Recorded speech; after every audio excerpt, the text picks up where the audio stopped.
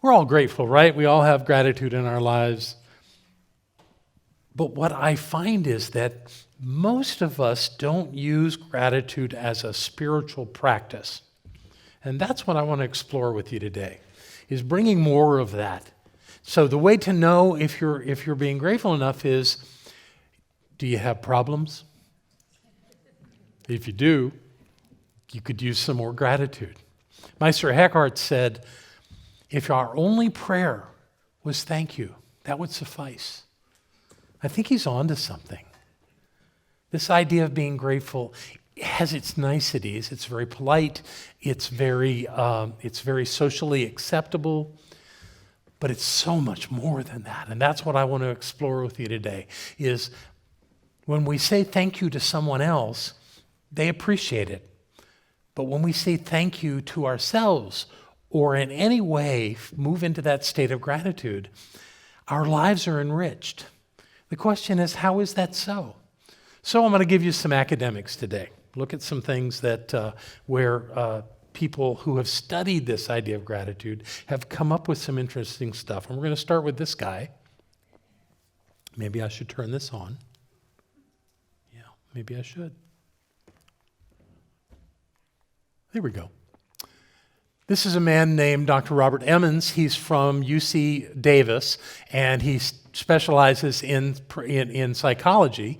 And he wrote an article in the journal Personality and Social Psychology entitled Counting Blessings versus Burdens, an experimental investigation of gratitude and subjective well-being in daily life. Sounds very academic, doesn't it? But it was a great study, and this is what he did. He did two studies simultaneously. In one study, he had, he did this in both studies. He had three populations, three study groups. One group was focused on gratitude. One group was focused on challenges or irritations or whatever. And the third group was asked to just focus on comparing their life to others or just whatever was going on. It was just kind of a control group where nothing specific was laid out for them to do. And their job was, in the first group, was to journal on their topic every day of those three possibilities. They only got one, though, and they didn't even know that anybody else was doing anything else. And in the second group, he had them doing their journaling once a week, rather than once a day. And after a period of time, and I don't remember how long it was that they did this, it wasn't what they wrote in their journals that he studied. He interviewed each one of them, or he had his people interview them, and what they clearly could see was that the people that had been focused on their gratitude, had been writing down the things that they were grateful for, the blessings in their lives, were much happier. Their lives were much fuller and richer in what they shared to the researchers.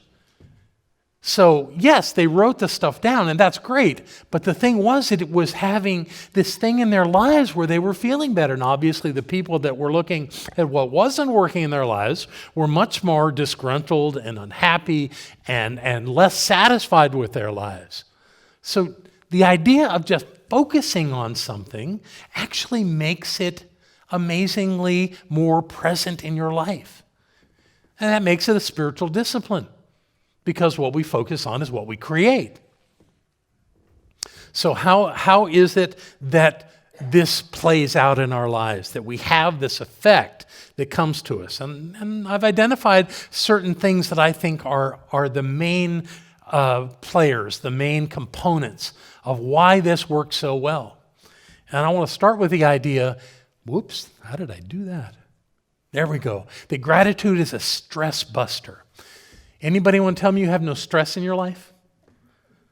Because you would be very abnormal. Stress is a part of life. The problem is that if you get too much stress going on, it has a real impact on your health. And I guess we all know that. The fact is, though, that when we focus on gratitude, stress is reduced. And the reason that it's reduced is that being in a state of gratitude actually releases chemicals into your body that make you feel good. They're called dopamine and serotonin. I remember when Barbara took her classes on chemical dependency at the University of Miami.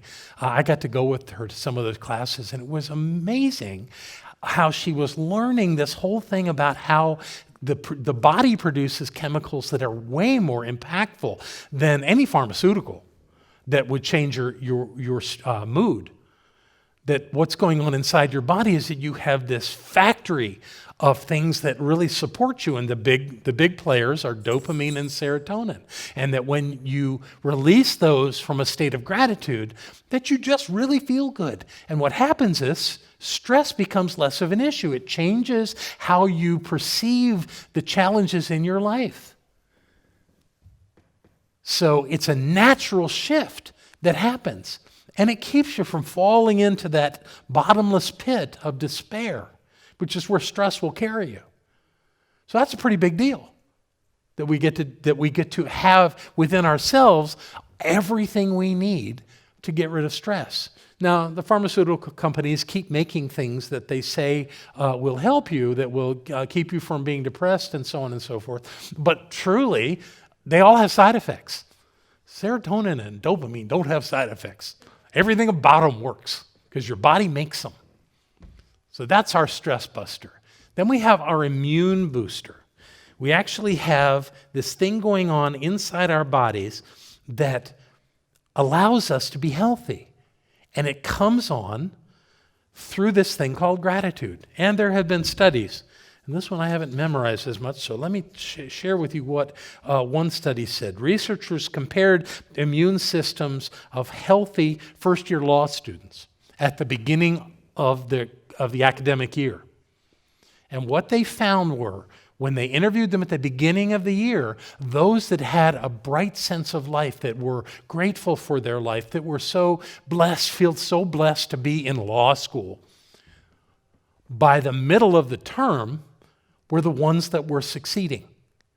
And many of the others either were dropping out or not keeping the grades that they wanted to have, and they were in that stressful place. But it's also true that these students had a better biological makeup at that point. And what they found was that they had much higher levels of white blood cells, which are the cells that keep you healthy. They're the ones that kill viruses and other diseases that come into your body. And without them, you get sick. So by being grateful, you're upping the level of your immune system automatically. Isn't that a great idea? I love that. I love that. And then you've got the grief reliever. Obviously, grief is a real thing. The way I've come to understand grief is that grief is a heavy emotional energy that we use to replace a major loss in our lives. And certainly it is the loss of a person, but it could be a divorce, it could be losing a job, it could be having to move. There are lots of ways that human beings grieve. But when we find and focus on the things that allow us to be grateful, that call us to be grateful in our lives, it reverses that tendency so that we're not caught up in living in a place of grief, which is heavy, and it's like carrying a heavy burden. And it's important to be able to grieve when it's time. But what we find is that doesn't always have to last. I remember right after September 11th, 2000. Was that when it happened? 2000? 2001. I think it was 2001.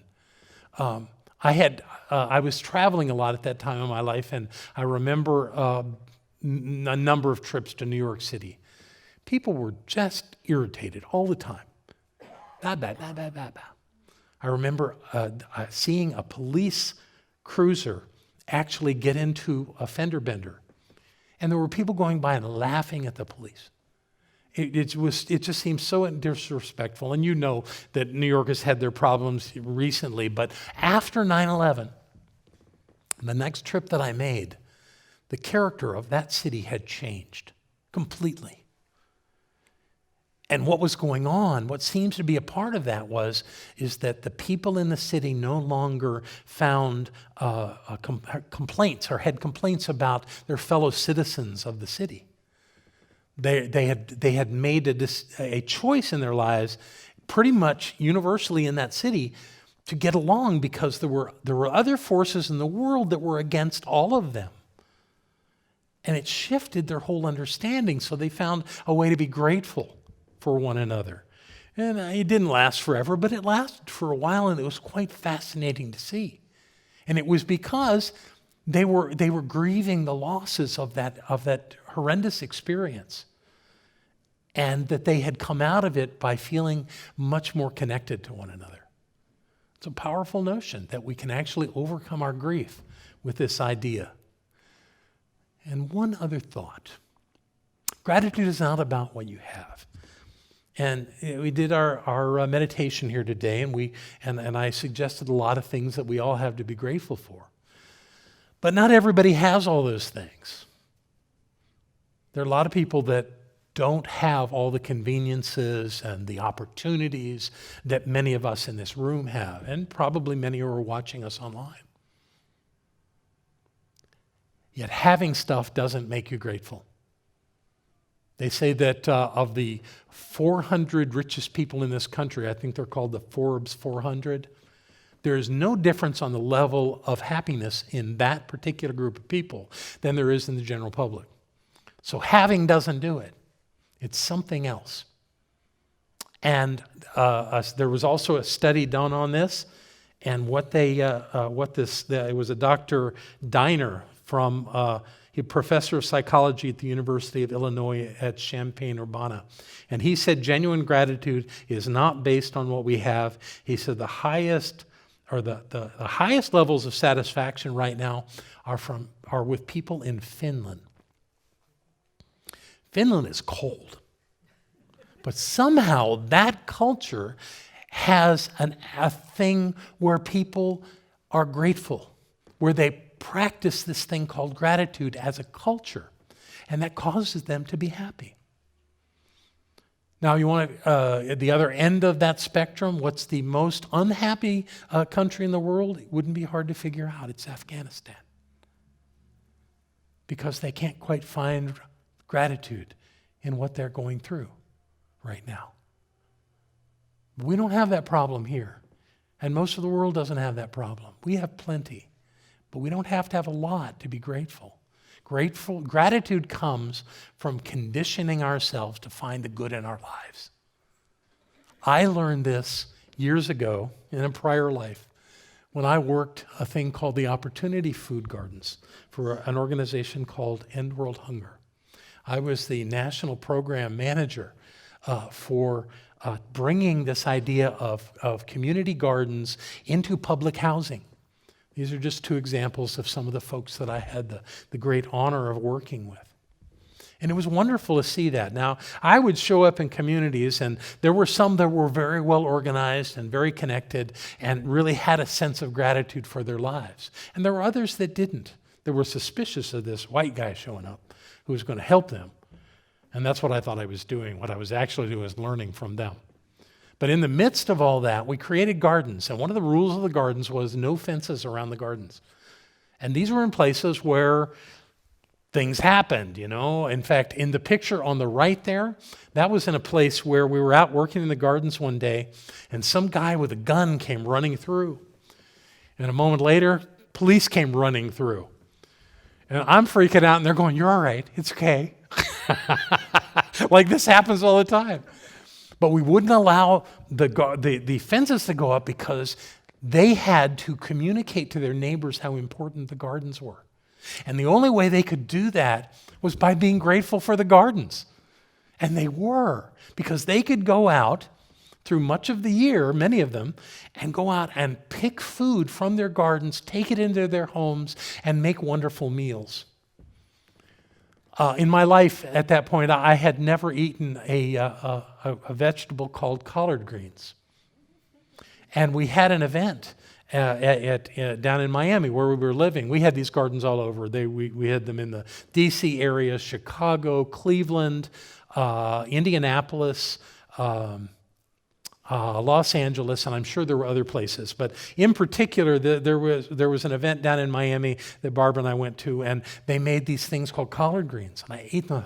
Barbara, these are delicious. I love this. Let's go get some collard greens. So we went and bought collard greens, and we cut them up and put them in a pot and steamed them for 20 minutes. They tasted very much like dirt.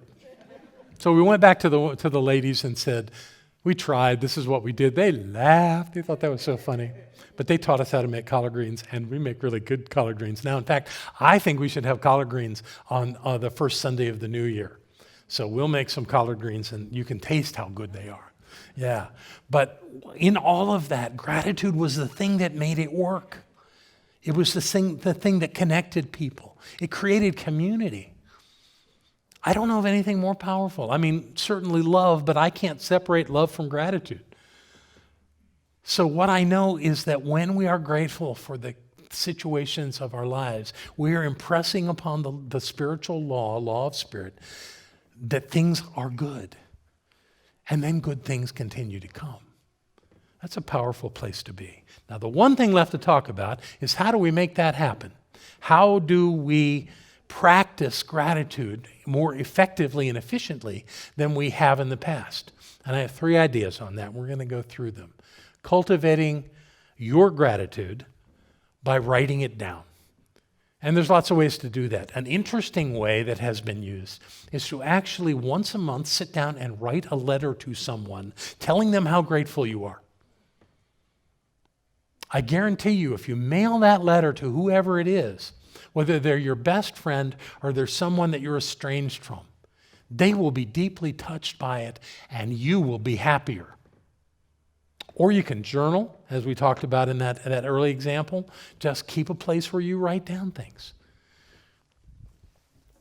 And one other way that you can do that, if I can get to my note here, was to just keep a blessing list.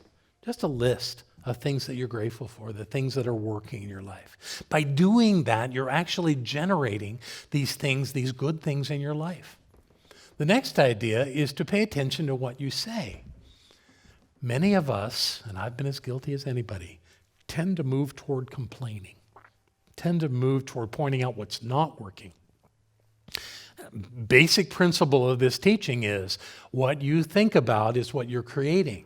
So being conscious about what you're saying and catching yourself. Years ago, Barbara taught us this wonderful thing about the second thought, about how you may say something and suddenly realize that's not being helpful, and take it back and say something different. Say the opposite of that. Let that be your second thought. Let that be the one that has the power in your life. And if you're able to do that, that's the one that actually provides the most energy into your life.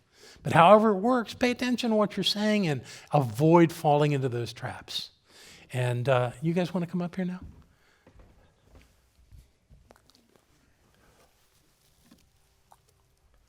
I'll let you divvy these up. Just there you go. So the third one is to carry a reminder to be grateful. So what I have for you today is a little tool that has really worked in my life. And that's keeping a little stone in my pocket. Go, please go. Yeah, don't play with them, just go. Take the one that is yours. You'll know it immediately. Just look and pick it up and it's yours. So much of the time I carry one in my pocket, which means every time I reach in my pocket or I brush against my pants, I feel that stone. And that stone reminds me to be grateful. And that's the promise I make to myself, is that when I see or touch that stone, that I stop in that moment wherever I am and find something to be grateful for. It creates this amazing outcome in your life. Because if something's close like that, if it's in your pocket or in your purse or sitting somewhere where you're going to see it regularly, it's going to call you to remember what a great life you've got and how wonderful things are. So this is your chance to be reminded and to use that as a tool to be grateful. These are beautiful stones. They're all rolled stones so that they have soft edges, and they can remind us of what a great life we've got. so that we're not stuck thinking we need more. Yeah. Thank you. Just some thoughts to end this while these stones are going around.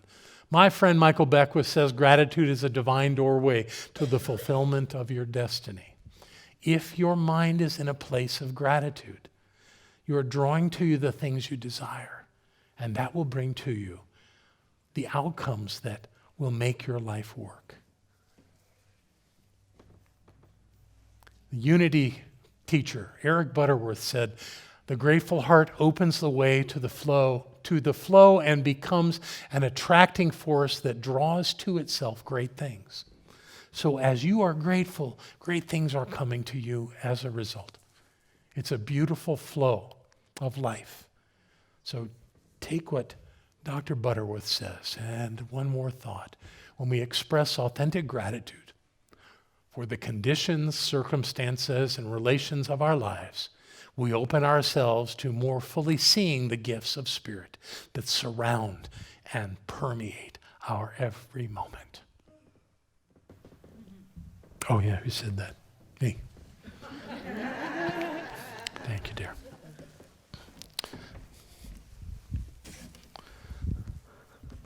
So I want to tell you how grateful I am for you, for who you are in my life, for the way you have made my life so much better by simply being with me on this journey of awakening.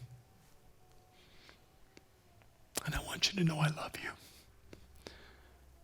I love you so deeply, and I'm so grateful for who you are and all you bring to my life and life itself. How could it get better than that? And so it is. Thank you. Yeah.